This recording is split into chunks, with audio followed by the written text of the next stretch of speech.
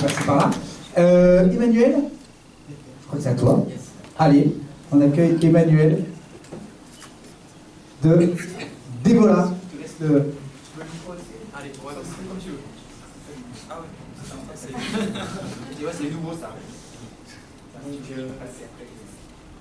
Ah ok, d'accord, c'est Donc bonjour à tous, moi je m'appelle Emmanuel Namer du coup, je suis le fondateur de Devola. Donc nous ce qu'on fait c'est l'acquisition web, donc digitale, de l'acquisition de trafic à la performance. Donc c'est vraiment notre plus-value, c'est qu'on bosse que la performance. Donc rapidement du coup, voilà un petit peu les trois volets de la société. Donc on a un premier volet en fait qui est le site internet paclic.com. Pour ceux qui connaissent, en fait c'est un site de mission rémunérée. Donc les missions rémunérées, le concept c'est assez simple en fait, on paye nos utilisateurs pour faire des missions qui sont gratuites. Donc complètement gratuites pour eux, ça peut être répondre à un sondage, laisser un avis pour rebondir un peu sur ce qui a été dit avant. S'inscrire sur un site, vraiment des actions qui sont gratuites, qu'on revend derrière à nos annonceurs et on rémunère nos utilisateurs pour ça. Donc aujourd'hui on a 500 000 membres, donc on est premier site du secteur en France. Donc voilà, ça c'est le premier pôle de la boîte. Deuxième partie du coup c'est l'emailing à la performance. Donc aujourd'hui avec nos partenaires, donc on bosse avec France Télévisions M6 notamment, sur l'emailing. Aujourd'hui on arrive à avoir 20 millions de profils qualifiés qui sont opt-in. Donc pour ceux qui ne savent pas du coup ce que c'est l'opt-in, en fait c'est des personnes qui ont accepté de recevoir des offres de partenaires. Donc nous sur notre propre base on a à peu près 1,5 million adresses email qualifiées opt-in et avec le réseau de nos partenaires du coup on a à peu près 20 millions de profils. Et vraiment notre plus-value c'est qu'aujourd'hui on bosse à la performance avec nos clients. Ça veut dire que voilà, un client qui fait de la vente en ligne ou qui cherche simplement d'acquérir des leads, on va shooter son offre sur nos bases ou alors même le mettre sur notre réseau sur différents supports. Et derrière, on va le facturer uniquement à la performance en fonction du nombre de leads qu'on aborde ou du chiffre d'affaires qui est généré. Donc ça, c'est vraiment la plus-value. Et après, on a une troisième partie sur les réseaux sociaux, donc Facebook, Instagram, Snapchat, etc. Où là, on a mis en place des stratégies très avancées plutôt.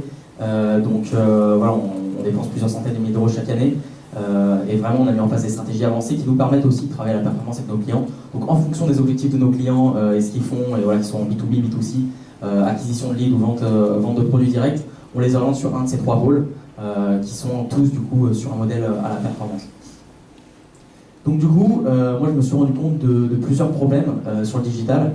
Aujourd'hui on dit que voilà, le chiffre d'affaires explose, que tout le monde est dans le digital, c'est super et tout, sauf qu'il y a quand même deux gros problèmes, et c'est vraiment les petits problèmes que je voulais vous présenter aujourd'hui.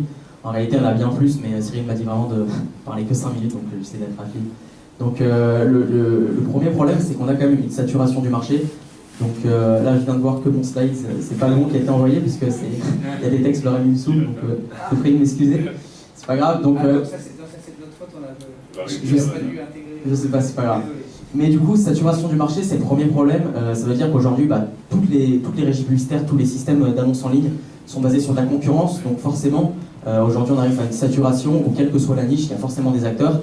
Et ce qui se passe, c'est qu'en fait, les acteurs enchérissent jusqu'à ce qu'on appelle le seuil de rentabilité, donc jusqu'au maximum où ils peuvent être rentables. Donc typiquement, pour être rentable et être au-dessus des personnes, que ce soit sur Google AdWords ou même sur Facebook, c'est de plus en plus compliqué. Donc on est obligé de mettre en place des stratégies alternatives.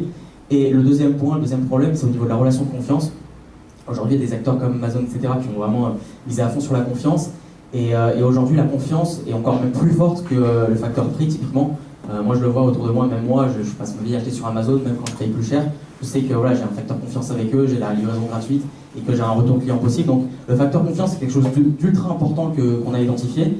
Et voilà, ce qui met en place également avec la RGPD, le CNIL, etc., ça favorise vraiment du coup cette partie relation de confiance.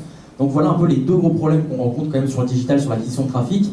Et du coup, on a mis en place deux solutions ici. La première solution, du coup, c'est ce qu'on appelle la stratégie de contournement, qui répond un petit peu au problème du coup de saturation du marché, où en fait, on va se dire, on va avoir en fait une réflexion un petit peu différente de ce qu'on peut avoir de manière classique. Typiquement, une personne qui veut cibler des entrepreneurs, par exemple sur Facebook, parce que Facebook en B2B ça marche très bien, on a pas mal de clients en B2B également. Une personne qui veut cibler des entrepreneurs sur Facebook, elle a deux choix. En fait, soit elle va sélectionner les entrepreneurs sur Facebook directement. Ce qui va se passer, du coup, c'est qu'on est dans le premier cas où il y a une saturation énorme du marché, où en fait on va voir tous les concurrents qui vont cibler les entrepreneurs, donc ça va être très compliqué d'être rentable. La deuxième manière de faire, c'est de se dire, ok, un entrepreneur, comment est-ce qu'on va pouvoir le toucher de manière contournée? Et du coup, on a mis en place un certain nombre de stratégies.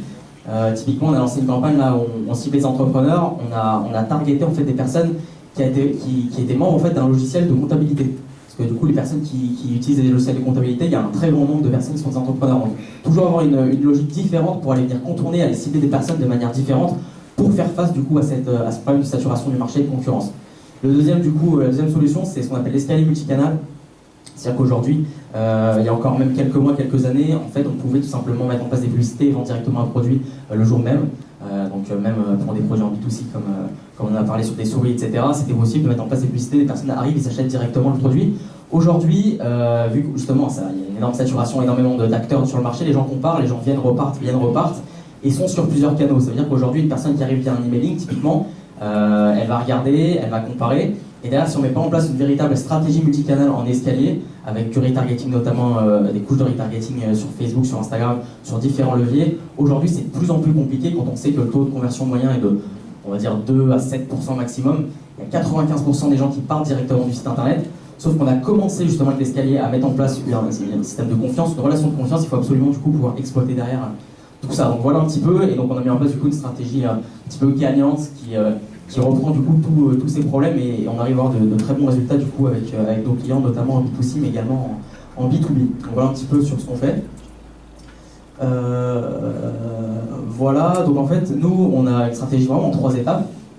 La première étape du coup c'est assez classique, mais c'est travailler sur les audiences et vraiment avoir une réflexion en se disant aujourd'hui voilà, il faut aller beaucoup plus loin sur le ciblage que ce qu'on peut mettre en place typiquement sur des mots-clés sur AdWords ou même sur Facebook, des ciblages classiques.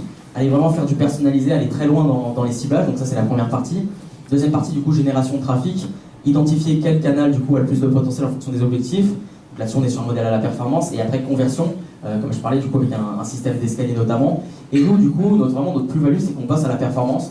Et on s'est rendu compte que quels que soient nos clients, ils ont en général un besoin ou un autre, c'est soit récolter du lead s'ils sont notamment en prestation de service ou en B2B, ou soit faire de la vente directement en ligne s'ils ont un site internet. Et ce qu'on fait aujourd'hui, nous, c'est qu'on bosse 100% à la performance. Ça veut dire que voilà, quelqu'un qui cherche du lead, on va lui garantir un coût par lead fixe. Et voilà, si on n'arrive pas à générer simplement de lead, il ne va pas payer. Et si on en génère beaucoup, forcément, il va payer. On travaille en fait à la hauteur de nos résultats. Aujourd'hui, on arrive à mettre en place une stratégie très avancée qui fonctionne vraiment de manière super bien, quoi. Et en fait, on s'est rendu compte qu'on devait mettre en place un modèle de facturation qui était en lien avec nos résultats et ce qu'on permet d'atteindre à nos clients. Et aujourd'hui, la performance, moi je suis convaincu que c'est le futur. Donc voilà, deux modes de rémunération à la performance qui est intéressant pour le client, qui est intéressant pour nous du coup, puisqu'on met des stratégies en place qui sont assez puissantes. Donc voilà. Et notre objectif du coup, c'est un seul objectif, c'est le ROI, c'est le retour sur investissement. Donc on est les rois du ROI du coup. Voilà.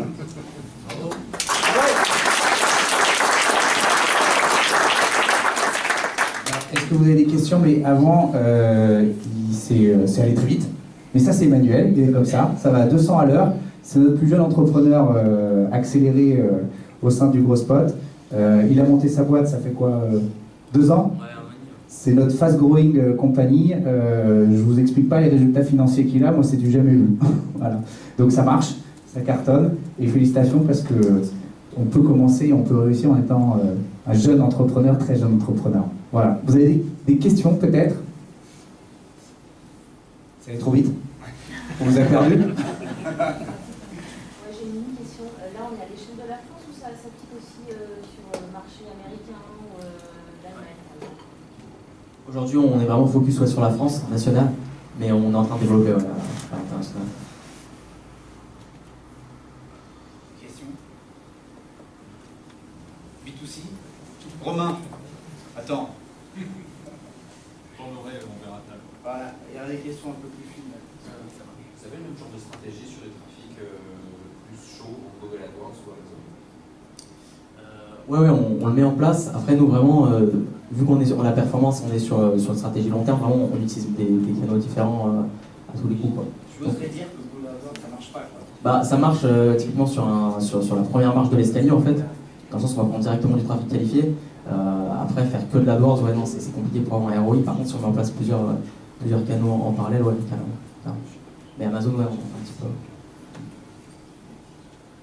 Dernière question?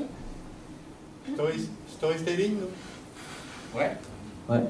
Mon parcours, Non, je parlais, est-ce que vous faites du storytelling également sur la conquête enfin, sur la confiance, sur Storytelling, l'acquisition, la création de relations clients. C'est-à-dire gérer toute la relation, la gestion de la relation client, la GRC.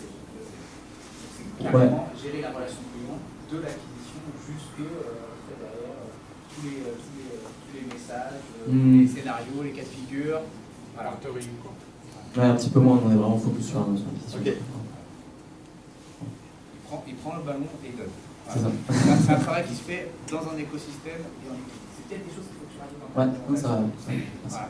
Positionner un petit peu comme on a vu le slide tout à l'heure de Skippy, qui montre les différents acteurs où tu peux participer.